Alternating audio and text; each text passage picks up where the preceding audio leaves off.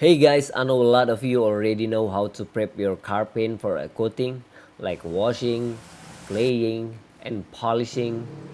In this process, I'm using MJJC Constant Speed Dual Action Polisher XC3401.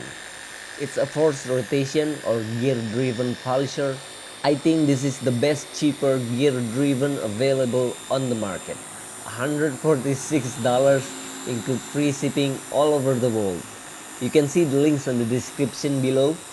Beat the shit out of flags and rupees which cost more than $500.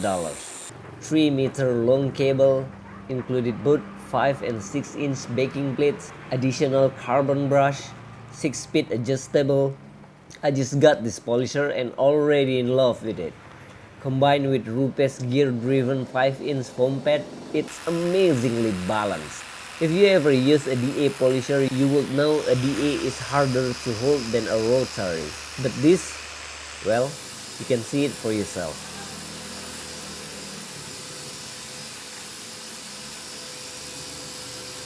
And this is after step 1 with Mother's Pure Polish. As you may know, Mother's Pure Polish is softer than Max Ultimate Compound. It needs a second pass.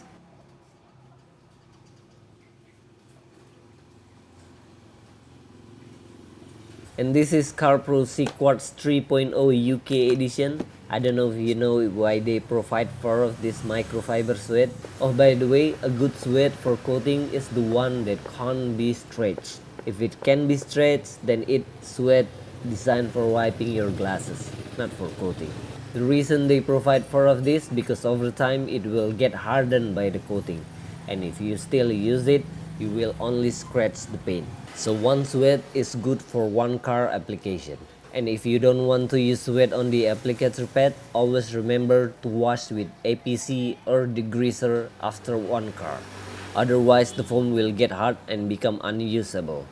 Same goes for buffing towels, suede, microfiber long pile, whatever you use, always remember to dip them in APC or degreaser so it doesn't get hard caused by the ceramic coating. And when applying, it's better to buff right after per panel, apply one panel, buff immediately after, or you risk the liquid get hard on the paint and you need to polish again if that happens.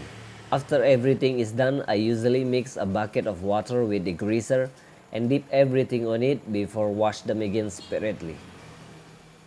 I hope that helps in case you want to coating the car yourself. Thanks for watching.